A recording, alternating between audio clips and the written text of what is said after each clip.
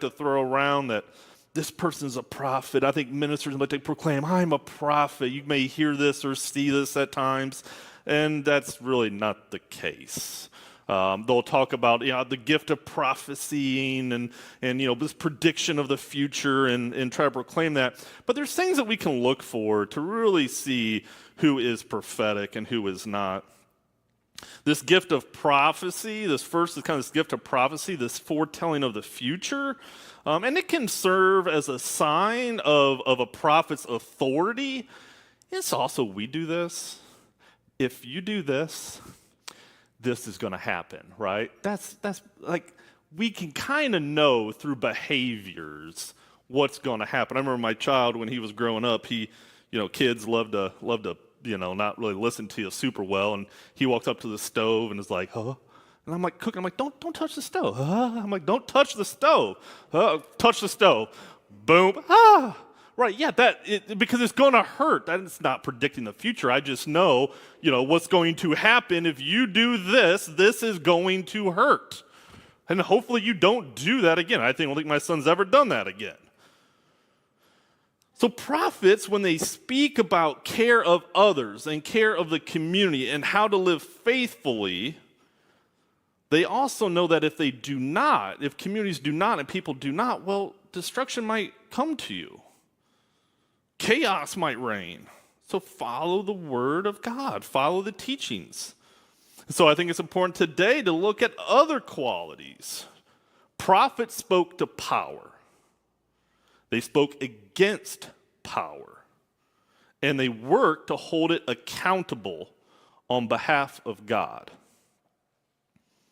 The prophets illuminated injustice. Prophets were not concerned with individual actions, but actions of a community. See, in that day and age, faith is always done in community. And I'll say it over and over again because we have to constantly kind of like pull bricks away from our walls here in the Western world, is we like this idea of a personal relationship, an individualistic faith. It's just about me and my relationship with God. It's always supposed to be done in community. And it's supposed to be understood in community. We are to sacrifice oneself for the betterment of the community. It's about raising up the community, raising up our children and each other in faith. Not just selfishly what I need and what I want and what I like and what fills me and fuels me. It's about the community. So it's always understood as that. I think we've just kind of gravitated away from it. And I think there's an importance of going back to that.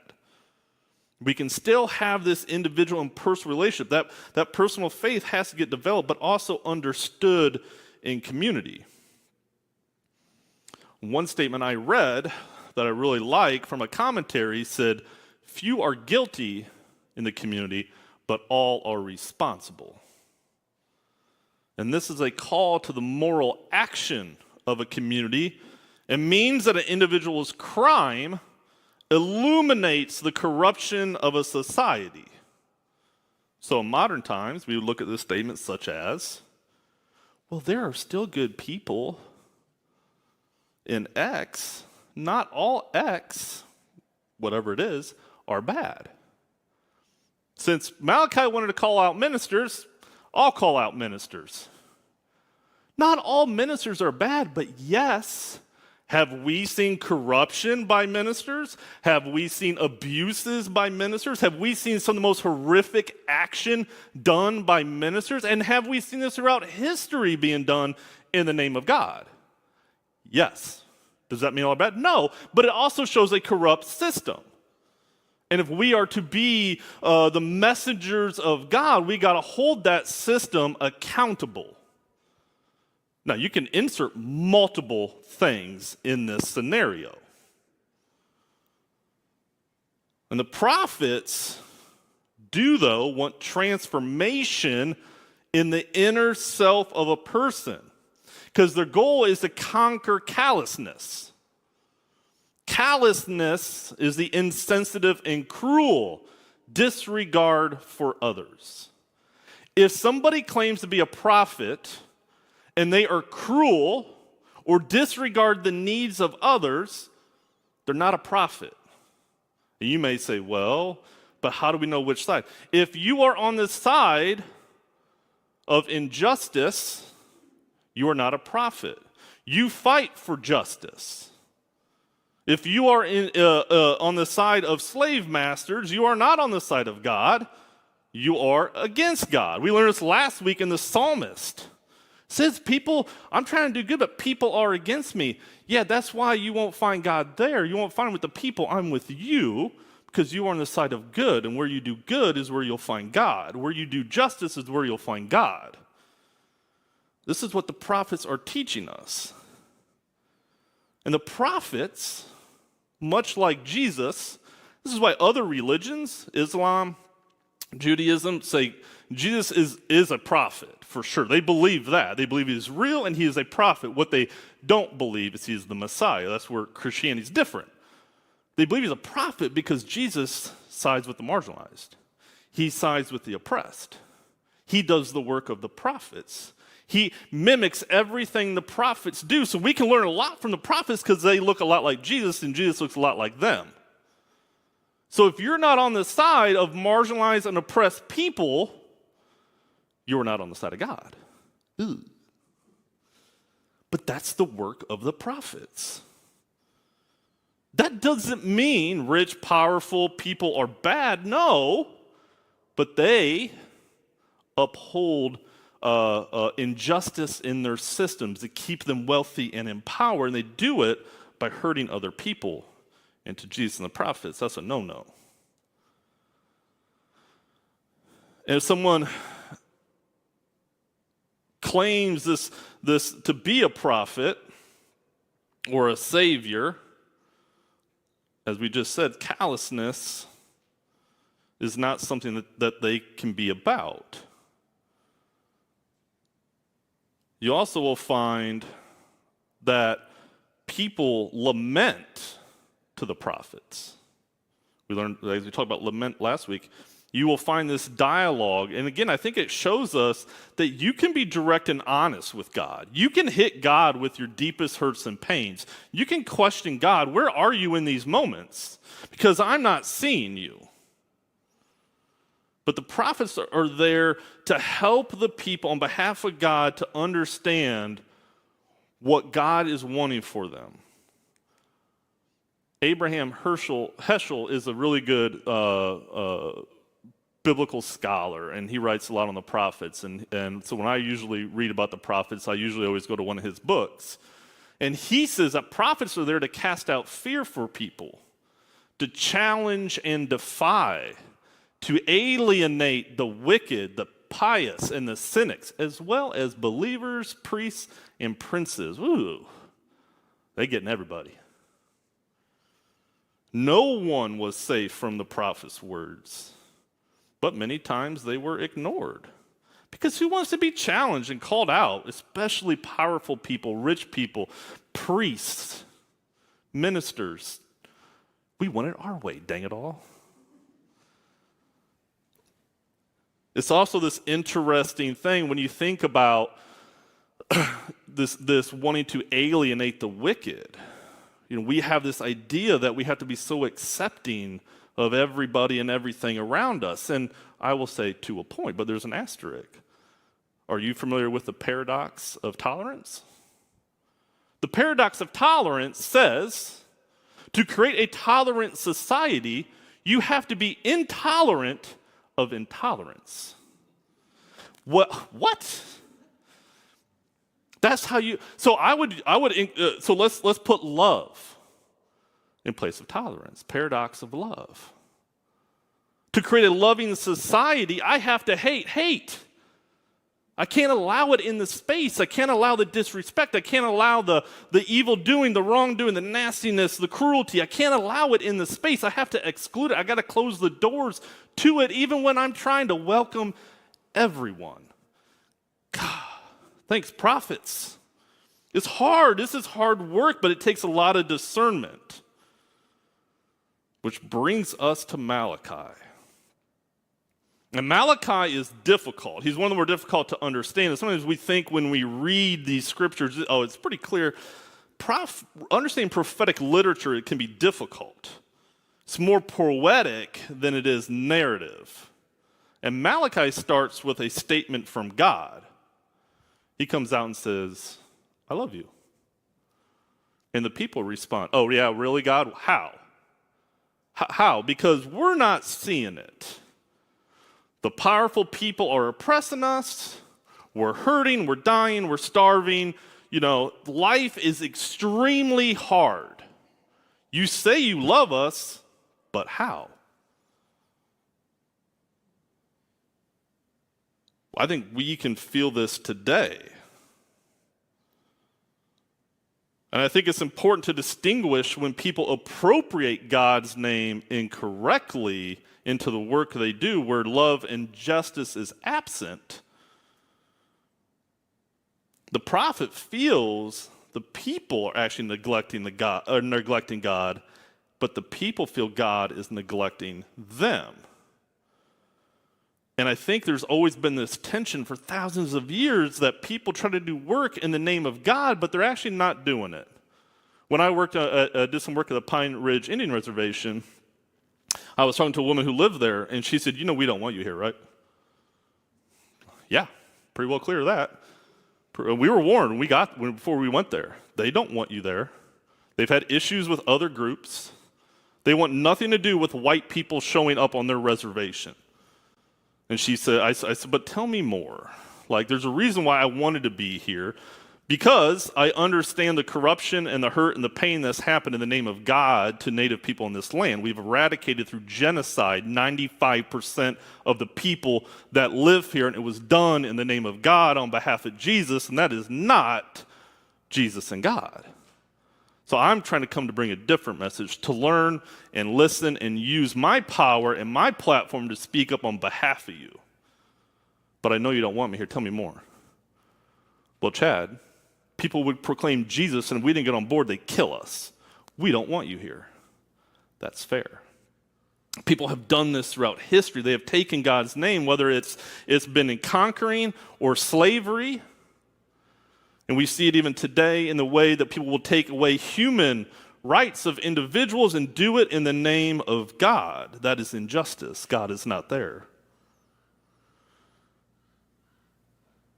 But one of the things that Malachi hits right in the beginning is a lack of proper worship. And we're going to cover the first 2 chapters today and the 3 and 4 next week. But we have to put it in the proper context of the day, as they had specific rules for worship and sacrifices. Now, time has changed. We don't do animal sacrifices, thank God.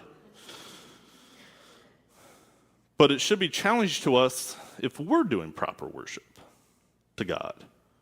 We have traditions, and some stay, but some change in time, and they should. But change is easy, right? Simple. It's never any problem whatsoever. Nobody ever gets mad when we change anything whatsoever in church. We laugh, and I appreciate, but we know this is true. Change is hard, but what guides us in this change is important to consider. Is what we want, is it what we want? Is it what I like? Or is it God and Jesus centered? Is it worshipful to God? This is the challenge of the prophet. And Malachi is harsh to the priests and to the lay leaders also. Not only are they expected to be teachers, but he says, we are the handlers of tradition. That's a lot of responsibility. The handlers of tradition, while also trying to move into modern times to communicate a gospel.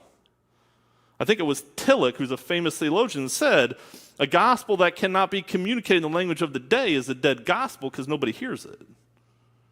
So how do we communicate the gospel? Anybody here like reading Romeo and Juliet? Yeah, not a hand up. I don't understand it. Thou arteth, bebeeth, cometh. I don't know what you're talking. It's not the language I speak. You have to put it in a language today. The gospel message doesn't change, but how we communicate it does. So we have to constantly look at our traditions and see, are we being worshipful to God, or are we just upholding something that we enjoy? And Malachi issues a strong challenge in the verse about the offering, saying, I dare you to try to bring that offering to your governor and see what happens.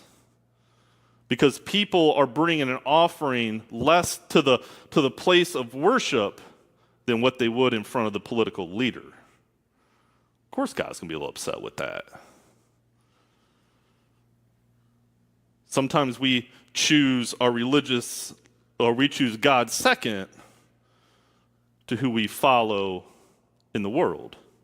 This could be famous people. This could be political people. This could be, whoever. We put them up front and we follow them first and God second.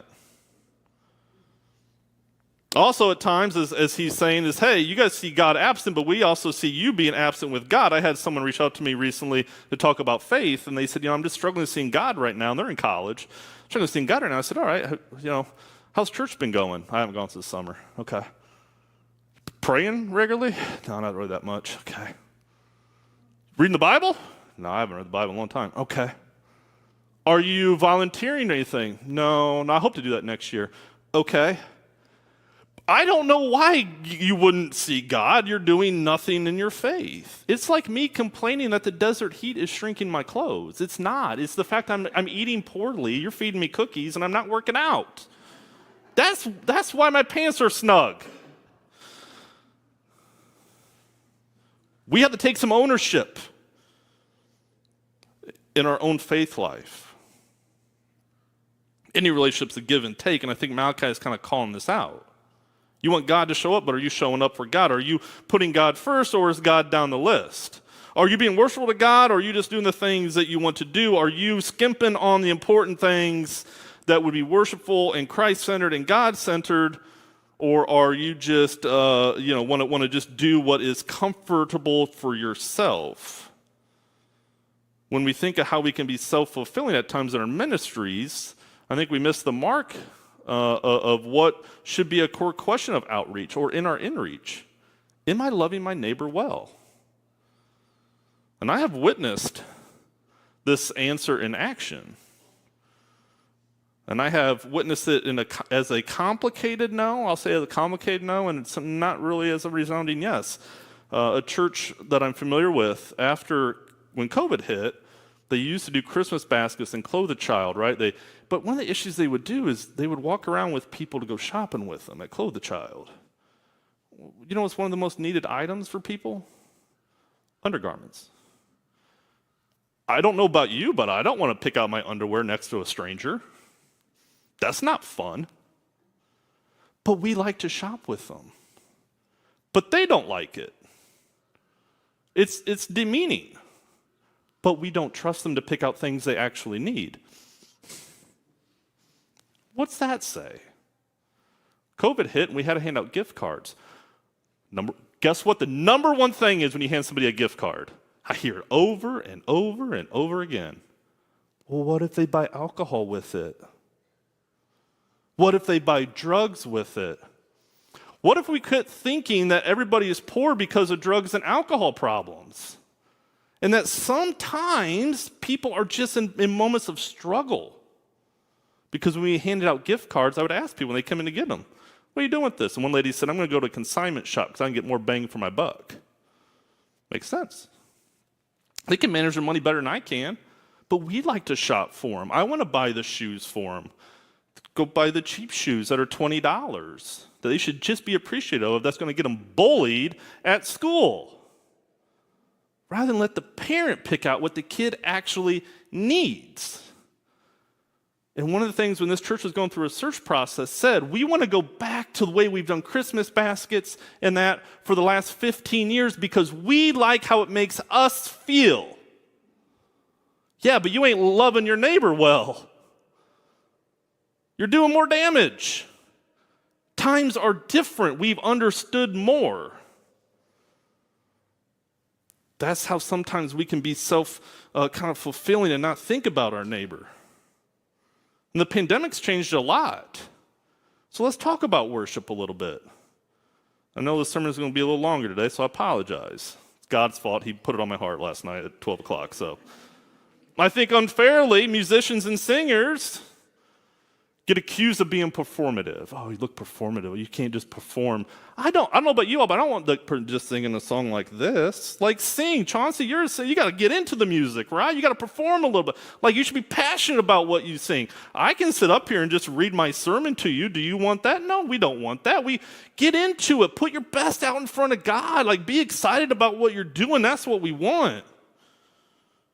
Well, so-and-so had their family come when they sang and took pictures. I had this complaint from a music minister. Well, their family just only comes when they sing. Great. Does that get them here? They never come. Other than that, we have an opportunity to welcome them and love them and care for them and maybe seeing their loved ones sing and perform and do something on stage and do it in the name of God will motivate them to get re-engaged with their faith. How is that bad?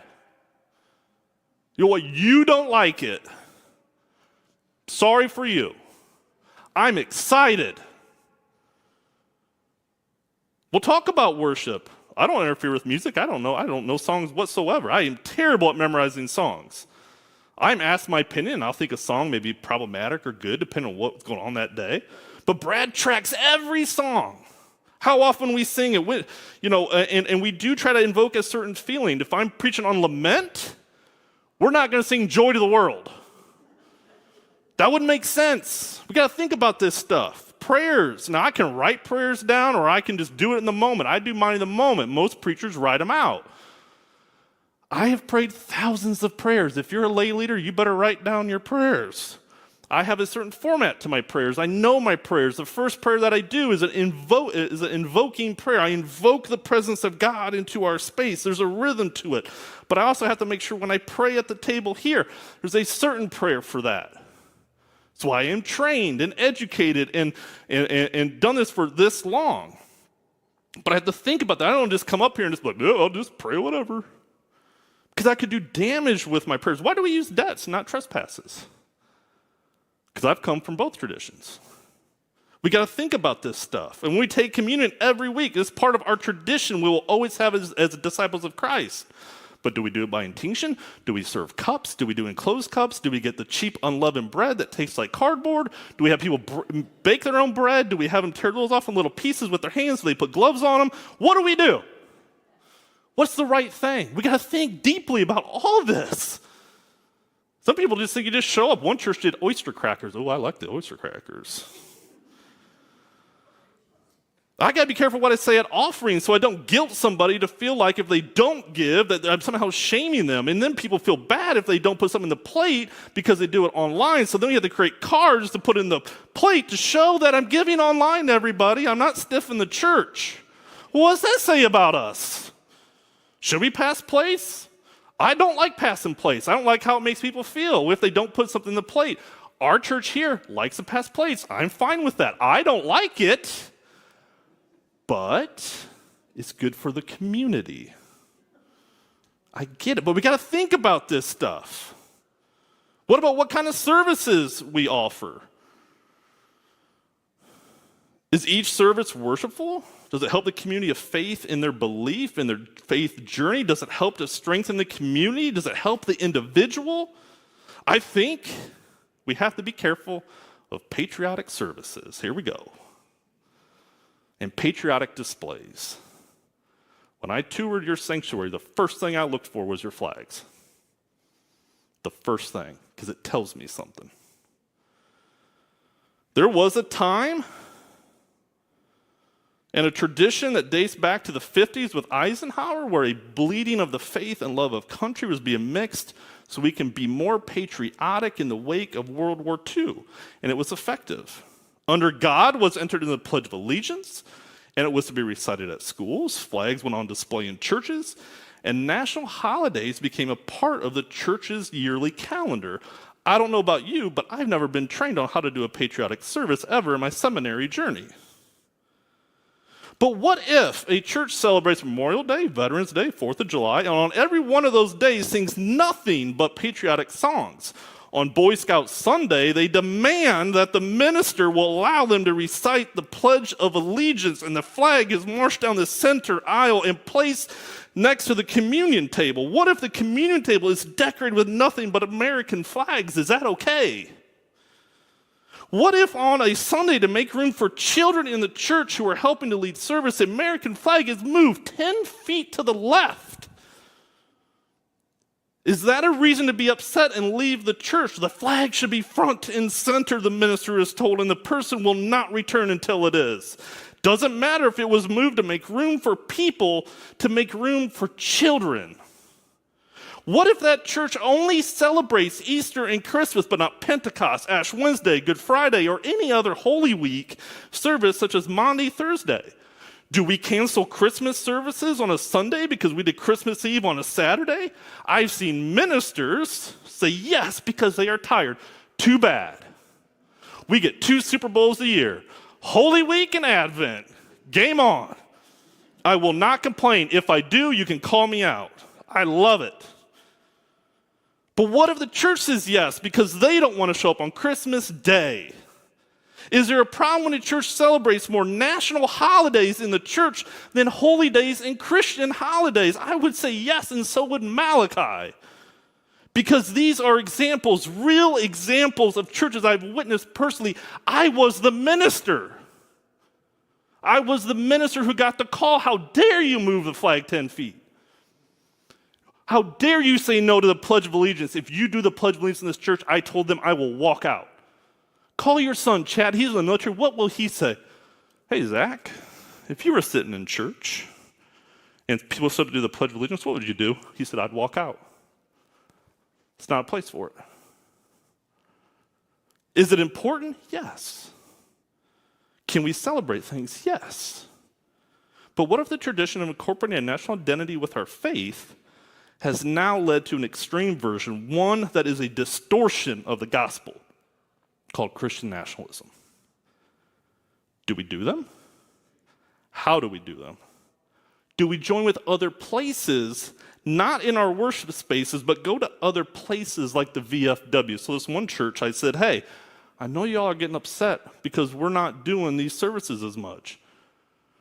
Because Memorial Day, 4th of July, and Veterans Day, we did the same thing. Stand up, we'll honor your service. That's not Memorial Day. People would tell my son, Happy Memorial Day. Armed Forces Day is his Memorial Day is to honor those who have passed. Veterans Day is to honor those who have served. People tell my son, Happy Veterans Day. We don't even honor the day appropriately here. I say here being just in church in general. But they were upset. So I challenged them. For 3 straight years, I partnered with the VFW to do a Veterans Day or Memorial Day service. Preach, prayer, we had people from the church sing. Come on down. If it's important to you, come on down and join in. It's in the morning. It'll be great. Guess how many people from the church came in 3 years? None. How important is it really? And why does our worship for God have to put that on full display? Not that we can't honor people in their sacrifice and service, but maybe we have to start to reconsider it in light of where we are today and what we know. We shouldn't mindlessly do things and mindlessly just continue our traditions if those traditions in today's time may not be strengthening up the community or grounding us as they are meant to do. And Malachi concludes in chapter 2 about the covenant, this covenant between God and people. This covenant that I have with you all as your minister, with each other, the baptismal covenant. He uses the term divorce and the breaking of it. But there is an important covenant between us and God and us as a church and with each other. To strengthen that covenant and not to break it through bad worship, through doing things in church that would be a stumbling block for others. To remove children because we put a symbol of our national freedom ahead of them in our worship spaces. So what do we take away from today? Sorry the sermon's longer. Maybe a few things. Hopefully we can simply take it as a challenge from the prophet to be aware of how we worship, what and who we lift up, how we do our ministries. Is it to serve ourselves or God? Is it to be faithful to ourselves and our own traditions, or to look for ways to be worshipful and committed to God today, to a changing world in the future? Because here's the thing, Jesus is coming. Oh, he's on the way. And he's going to show up in the form of a baby, and everything is about to change. Are we going to be ready? Will we be ready to meet this Messiah and answer the call of discipleship? That's the question. Amen.